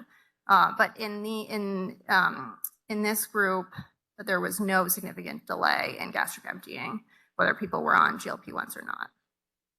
And they also did not find any difference based on the type of GLP-1 that was used, short versus long acting, so daily versus weekly dosing, or in the treatment duration. And I'll just mention there has been, some literature out there about gastric emptying related tachyphylaxis. So in other words, people that are on GLP-1s for a longer period of time may not have as great of a gastric emptying delay as, at the beginning of when they start. But they did not, in this, meta-analysis, they did not find any difference in how long people were on GLP-1s. And this research letter came out last week. This was published in JAMA. So similarly, they looked at people who are on GLP-1s, but they looked specifically at respiratory complications, which is really the really scary part that I think most anesthesiologists are concerned about, is really the respiratory complications. So they looked at claims data from a commercial database. So it's a large national database, millions of people who are all less than 65, who are enrolled in an employer-sponsored health insurance plan. And they looked at people who had type 2 diabetes, who had a GLP-1 prescription fill, and who underwent emergency surgery between the time period 2015 to 2021. And they did this because they thought, if people have undergone emergency surgery, they're unlikely to have held their GLP-1s. So they looked at surgeries that were done on the same day as an ER visit. And they compared to people with, type 2 diabetes who were not on GLP-1s. And their outcome was a composite of aspiration pneumonitis, postoperative respiratory failure, and or admission to the ICU for about a week after the initial surgery. And of, 2,000 some patients, 14.8% had filled a GLP-1. And they did not find any difference in the incidence of post-operative respiratory complications. So the incidence was 3.5% of those who had filled a GLP-1 compared to 4.0% of those who did not. So there was really no significant difference. Obviously this has some limitations. They weren't able to measure or assess patient adherence. This was only commercially insured, less than 65. There was no information about how long people were on GLP-1s prior or the type of GLP-1. But overall, this suggests that, pulmonary and respiratory complications may not be as common in people with GLP-1s as we were concerned about. So kind of back to our patient, what are we going to tell him or her? I'll say I think the answer is still a little unclear. There's still a lot that needs to be looked at, but holding GLP-1s for 1 week in advance may not actually be necessary. You might consider other factors for gastroparesis that the patient may have. So, none of these studies really looked at other medications that people might be on. So remember, there's a lot of other drugs that cause delayed gastric emptying, opiates, et cetera, which, weren't really looked at in these studies. It is important, I think, the anesthesia guidance really did raise awareness of this issue, which is, important and valuable.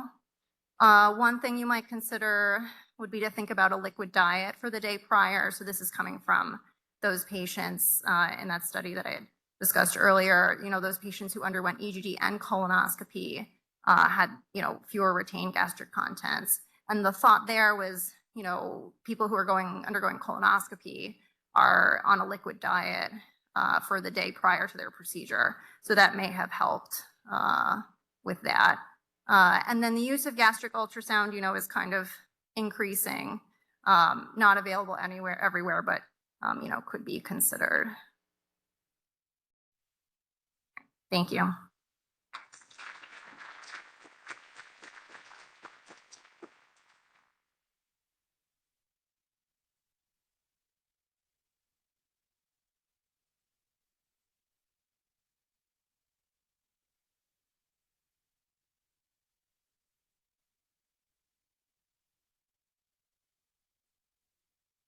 I just want to say that the current Cleveland Clinic guidelines for our own patients is to hold, if it's a week-long GLP-1 agonist, that you should hold the GLP-1 agonist for a week. But given this new data, I think that maybe they might want to reconsider this new position that they've taken on. So I think it's a work in progress, obviously, but that is the current guideline at the Cleveland Clinic. So I'd now like to introduce Dr. Louisa Karamori. Dr. Karamori has authored more than 60 publications, and she's the principal investigator in an NIH grant study on protective factors of diabetic kidney disease and the co-PI of another NIH grant as part of the Kidney Precision Medicine Project. She's also served as chair of the Diabetic Nephropathy Subcommittee for the American Diabetes Association Scientific Sessions in 2018 to 2020. And she was a member of the National Kidney Foundation Kidney Disease Outcomes Quality Initiative Work Group and helped develop the 2007 Clinical Practice Guidelines and Recommendations for Diabetes and CKD.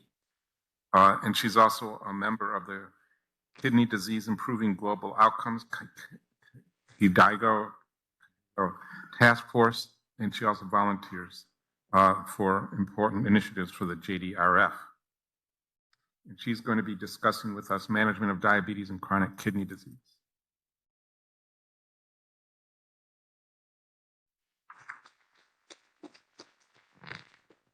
Thank you. I know that I'm the only thing standing between you and lunch, so I'll try to stay on time. So we will talk about chronic kidney disease and diabetes. I will talk a little bit about diagnosis and prevalence of the condition. And then we will discuss the KDIGO guidelines that are published in 2022, and also the consensus statement that was the combined statement between KDIGO, that's the main workforce that publishes guidelines in kidney disease, in nephrology, and the American Diabetes Association that you are all familiar with. And then we will deep a little bit deeper on the medications that we recommend in the guidelines, and I will give you some data on why these recommendations are in place. So first, let's talk about chronic kidney disease. You are probably familiar with this chart. It was just published first time in 2012, so 12 years ago, and it's still the same chart that we use to classify kidney disease. So this is based on glomerular filtration rate, or GFR, usually estimated from our serum creatinine, and also takes into account urinary albumin excretion. And you have the different categories for urinary albumin, A1 to A3. A1 is normal to mildly increased, because normal probably is less than 17, and we call normal here less than 30 milligrams per gram. Moderately increased is what we used to call microalbuminuria. It's still okay to use that term, but now it's, language shifts over time, and that's between 30 and 300 milligrams per gram of creatinine in the urine. And when you are above 300, that's macroalbuminuria or proteinuria, or severely increased albuminuria. And the GFR is based, as I said, on the serum creatinine, usually because it's inexpensive to measure, and we have different categories. So what is called abnormal here? So pressing on the wrong one. So if our GFR is 60 or lower, or we have any degree of abnormal albumin in the urine, even if your GFR is above 60, you have kidney disease. And the chronic comes from having this measurement altered at least twice, at least 3 months apart. Could be 4 months, 5 months, 6 months, 1 year, but you need to have this 3 months interval to avoid classifying patients that have acute kidney injury as having chronic kidney disease. So that's the formal classification of CKD. So how common is that? About 40% of the patients with type 2 diabetes and about 40 to 5% of patients with type 1 diabetes do have CKD. When we look at the incidence of end-stage renal disease and we look at what comorbidities are present in these patients, 60% of them do have diabetes. We also have people with heart failure, with other heart disease, but you need to keep in mind that we are talking about end-stage renal disease, and many people have already died before they reached there. So 60% of these people do have diabetes. So the guideline, the KDIGO guideline, is a document that has over 100 pages and has 5 chapters. And if you have a chance to look at it, I would suggest you take a look. There's a lot of good information there. We will try to concentrate in 2 of these chapters that cover the comprehensive care and some other additional medications to lower blood glucose. As we heard earlier today, we are moving from only thinking about glucose to thinking about how to protect our patients, keep them alive, and that means protecting their heart and their kidneys. So the guideline starts with recommending a foundation of care that should be applied to all patients with diabetes, and certainly for the patients with diabetes and CKD. And that includes following a healthy diet, practicing physical activity, and we will hear more about physical activity later today, smoke cessation, and weight management that we have heard about today. So this is the foundation of care. But then we do have agents that are recommended, again, thinking about cardio and renal protection on these patients, not only about glucose control. In this table, everything that's shown in blue, there are data to support in both type 1 and type 2 diabetes. What is shown in green, we still only have data to support these recommendations among patients with type 2 diabetes. So the first recommendation, it's really that patients with chronic kidney disease should receive a comprehensive strategy to reduce the risk of kidney disease progression and cardiovascular disease.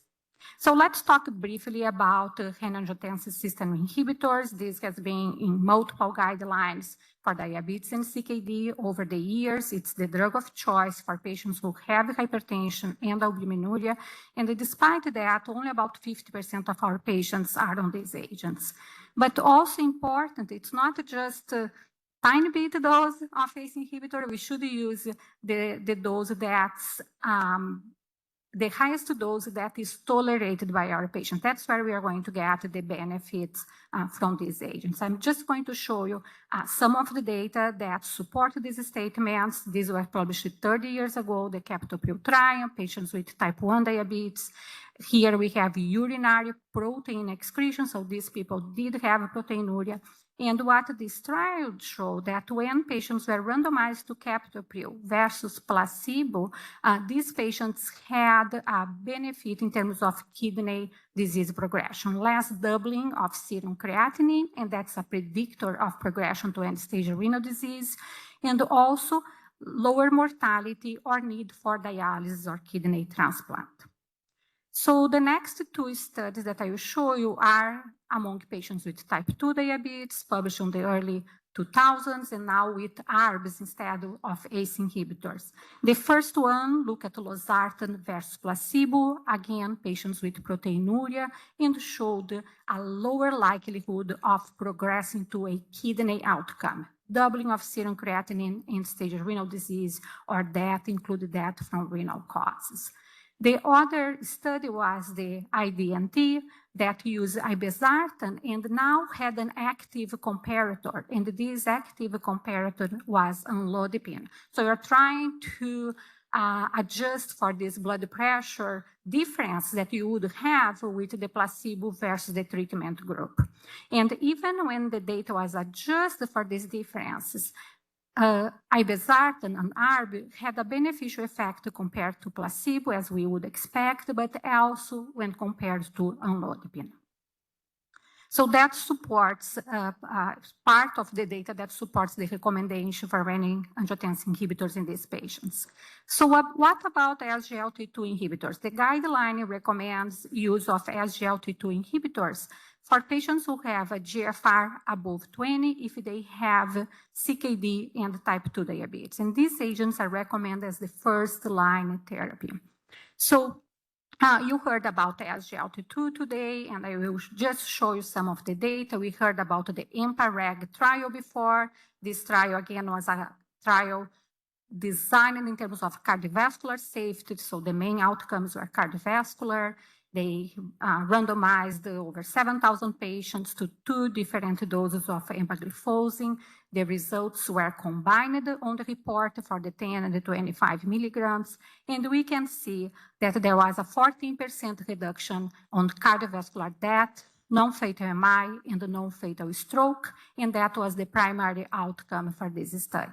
There was also a reduction in death from cardiovascular cause that was quite significant, 38% reduction, death from any cause, and reduction on the hospitalization for heart failure. Soon after that, the CANVAS trial was published just a couple years later after the EMPA-REG. Now canagliflozin, again, 2 different doses, very similar study, 10,000 patients with high cardiovascular risk.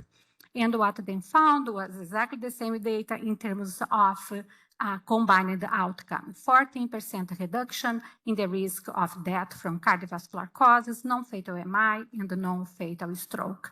However, when we look at death from cardiovascular cause, non-fatal stroke, or non-fatal MI, the data was not significant for these individual outcomes. Combined, yes, when we look at them individually, they were not significant. So what about canagliflozin? Canagliflozin had the Credence trial. That is a trial that was dedicated for patients with CKD. So different from the other trials that I showed before that were in patients with high cardiovascular risk. Some may have reduced the GFR, but not all of them. They may have proteinuria, but not all of them. This was really a trial dedicated to patients with proteinuria. So you have the GFR range there, 30 to 94. But because of the presence of proteinuria, they do have CKD, despite the GFR being perhaps sometimes above that 60 milliliters per minute. So patients were randomized to canagliflozin, 100 milligrams or placebo. We need to keep in mind that all these studies are on top of ACE or ARBs, because ACE and ARBs were already standard of care at that time. So this is on top of these agents. And what Credence saw, again, in this population that had CKD, was a 30% reduction on the primary composite endpoint of end-stage renal disease, doubling of serum creatinine, and death from renal or cardiovascular causes. The renal specific outcome, you just remove the cardiovascular death from that, was also significant with 34% reduction in the composite kidney outcome, 32% reduction in progression to end-stage renal disease, and 28% reduction on the need for dialysis, kidney transplantation, or renal death. So when we look at that from cardiovascular cause, and I added the 2 last decimal points there for you because it just missed, it was 0.0502. And as was mentioned earlier, these are hierarchical analysis. So once one of the outcomes does not reach statistical significance, you stop. So we don't have a p-value for the death from any cause, but you can see that the confidence interval crosses 1.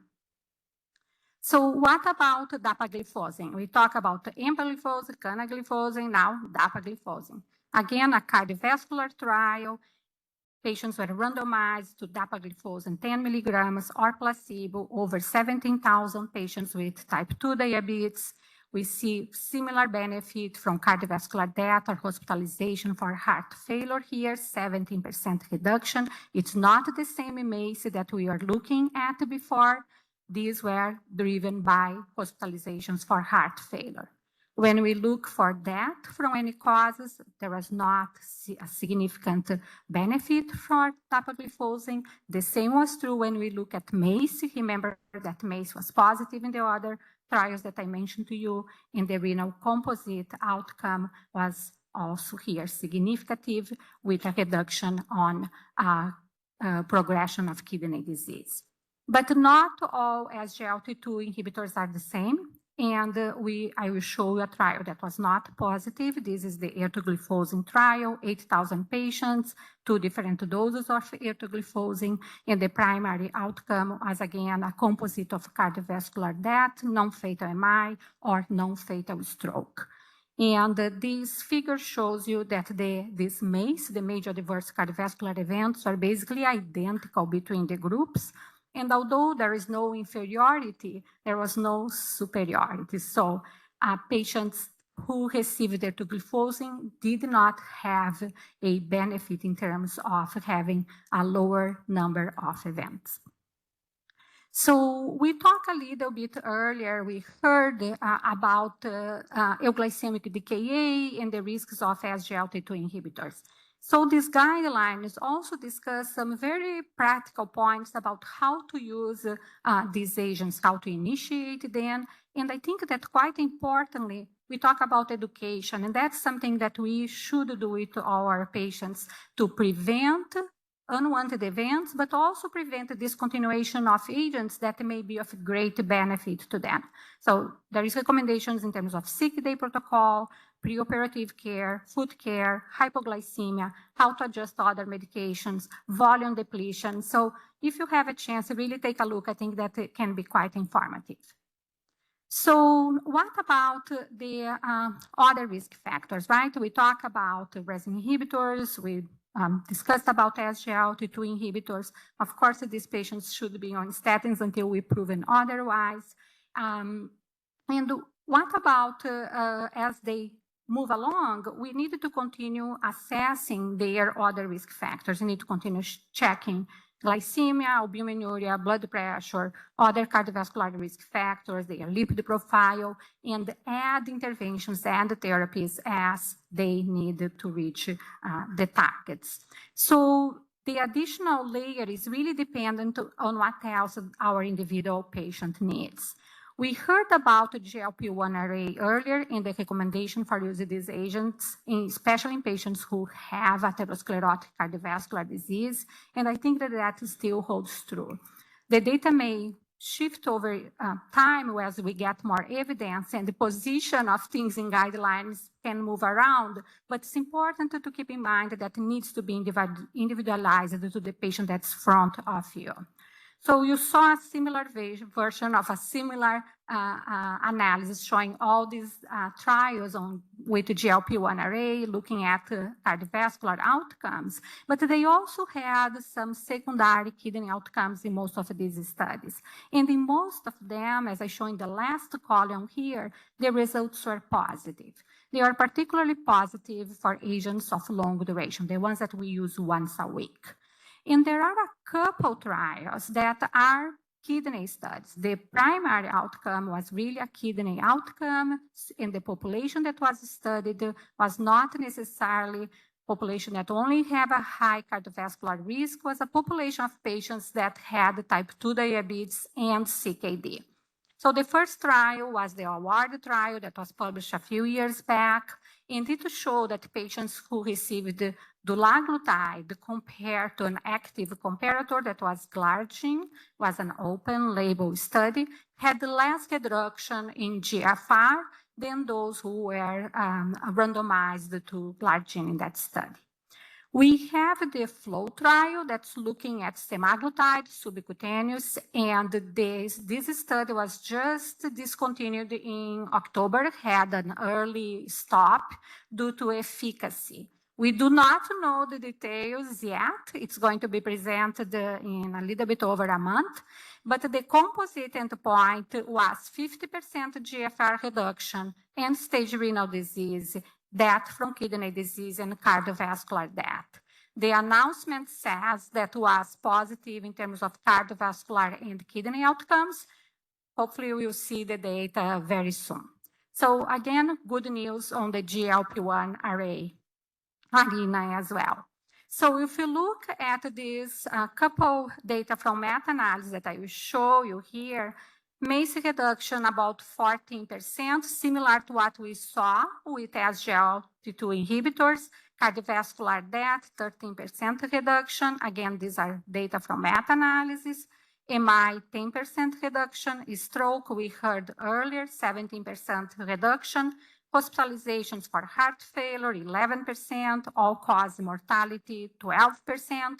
Kidney composite outcomes, about 21% reduction, again in meta-analysis, but still, except for hopefully the data that's going to come out soon, we don't have data showing that we get a significant reduction on the likelihood of progressing to end-stage renal disease that comes from this 40% GFR declining or doubling of serum creatinine. So, what else can we do for our patients? So if patients are still albuminuric, they still have albuminuria in their urine, more than 30 milligrams per gram. We have them on ARBs, we have our ACEs, we have them on SGLT2 inhibitors, blood glucose is well controlled. Can we do anything else? Yes, we can. We have newer agents that are non-steroidal MRAs. We only have one agent currently in this class, and they have been shown to be beneficial for patients who have albuminuria and have a GFR above 25. Again, this is all in type 2 diabetes, all on top on ACE and ARBs. So there are two large trials, Figaro and Fidelio, and the data of these two trials was combined in this fidelity analysis. So you have over 13,000 patients that were randomized to placebo or two different doses of finerenone, depending on their GFR at baseline, and the patients were ramped up to 20 milligrams per day if potassium allowed. And you can see the inclusion criteria and where these patients stood when you look at the CKD map that I showed you earlier. There are two main composite endpoints, a cardiovascular composite that had time to cardiovascular death, non-fatal myocardial infarct, non-fatal stroke, or hospitalization for heart failure, and also a composite kidney endpoint with 57% reduction in estimated GFR. That's the equivalent of the doubling of the serum creatinine, or kidney-related death, in addition to time to kidney failure. So this study was also positive and showed 14% reduction on the cardiovascular composite endpoint and 23% reduction on the kidney composite endpoint. This drug does not impact blood sugar. So again, get away from the idea of we need to only manage blood sugar. There are other things that we can do to keep our patients alive and healthy. So what about blood sugar, right? We still need to make sure that these patients are at glycemic targets, and we have a little bit of conversation about targets. That's a much deeper conversation that we can have. Some of the studies that showed increased risk when people had lower A1Cs, we need to keep in mind that were done at times where some of these newer therapies that are associated with a lower risk of hypoglycemia were not available. So I think that things may really change once we look at drugs that don't have this increased risk. But still, patients may need something else to address their glycemia. We may have then already on metformin, SGLT2 inhibitors, and the GLP-1 arrays, because those are the drugs that are going to really have the benefits that we discussed in terms of kidney disease prevention and of progression, and the cardiovascular disease, and they have a low hypoglycemic risk, but we may need to add additional agents. And then we really need to consider what are the risk factors that your patient has? What are your concerns? Does the patient live by himself? I'm afraid of hypoglycemia here. I may want to stay away from the sulfonylureas. The patient 70, 80 years old, lives by himself. So you need to weigh that when you make your additional decisions. But this table, I think that helps a little bit to understand where the benefits and risks are for each one of the other agents. Of course, you're not going to add a DPP-4 inhibitor if the patient is on GLP-1 array, for example. So what to do when disease progresses? We started these agents and the patients may have some decline in renal function, although at a slower rate they were having prior to the medications. That's what happens in average for the patients that are on these studies. But we needed to keep checking their GFRs and making adjustments to the medications as we continue to follow these patients. So again, regarding metformin, we heard earlier before, patients with a GFR lower than 45 should have a maximum dose of 1,000 milligrams per day. And when it drops below 30, we should discontinue the medication. Insulin dose should be titrated. It's going to be eliminated slower. And some data suggest that when GFR reaches about 50, you need about half of the insulin dose. So just be careful with insulin in these patients with CKD. Insulin works by quantity. We need to tailor the dose. What about SGLT2 inhibitors? So the different agents have different recommendations to how low the GFR can be at the start of therapy. However, if patients progress to lower levels of GFR, we continue the treatment, but because there is evidence of benefit in terms of kidney progression and also about cardiovascular progression. We are not going to get the benefits on glucose lowering because glucose lowering depends on kidney filtration, the losing sugar, but you still get the cardio and the renal benefits from these agents. You stop once these patients start dialysis, but until then, you can keep them. You're not going to start, but you can continue then, and you should continue then based on the data that we have available. Except for etugliflozin, that's actually not recommended for cardio and renal protection based on the data that we discussed earlier.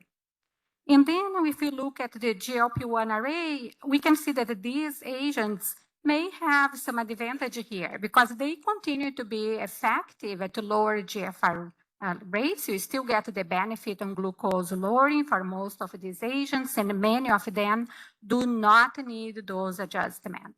So just keep those things in mind when we are following these patients with diabetes and CKD. So this was just published now in April. So I just want to show you, because I think that it's not part of the data that we discuss on the guideline, but I think that's the way that we go. The same way that for some infectious disease, HIV, for example, we use a cocktail of drugs, and for heart failure, we use a cocktail of drugs. I think that for patients with CKD and diabetes, we will start using more of these multiple agents. And what this data shows here is looking at the data of CANVAS and the Credence. So canagliflozin was the SGLT2 inhibitor here. Looking at meta-analysis data from GLP-1 array, and then look at data from Figaro and Fidelio, that is our non-steroidal MRA with finerenone, you can see that patients that were receiving triple therapy had additional benefit. And you have all the comparisons there for MACE, hospitalization for heart failure, cardiovascular death, CKD progression, and all-cause mortality. So the three agents did better than any two and did better than one alone. And we may move towards that. Cost is still an issue for many of these agents. Having multiple therapies is not easy for the patient. So I think as we progress towards lower costs and having sometimes combined the pills, things may really get easier for our patients. And there is other things in the future, right? We have dual agonists, we have triple agonists that we don't yet have specific data on diabetes and CKD. We have newer agents, aldosterone synthase inhibitors, for example, have been shown to reduce albuminuria in patients with type 2 diabetes and CKD in phase 2 studies. Larger trials are needed to show if these drugs are drugs that we can use in our patients and we should use. And I think that an important side of this is learning about our patients with type 1 diabetes. As you saw, all this last part of the talk was dedicated to patients with type 2 diabetes because we don't have much data in type 1 on these newer agents. So there are now studies looking at the GLP-1 array, SGLT2 inhibitors, and non-steroid MRA with renal outcomes among patients with type 1 diabetes. And I think that we all are eager to see these results. So they will come in the next few years. I'm very enthusiastic about those. So I wanted to finish by saying thank you. It has been an honor to be part of the KDIGO work group and working here with my colleagues at the Cleveland Clinic. Thank you.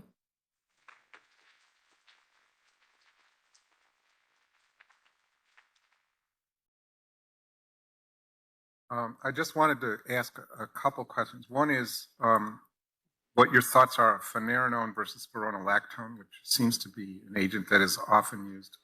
And the other thing is in the SGLT2s, I sometimes get worried that I'm going to lower the GFR when I give them, and I'm wondering how you deal with that in these patients with severe renal insufficiency, and how do you take that into account?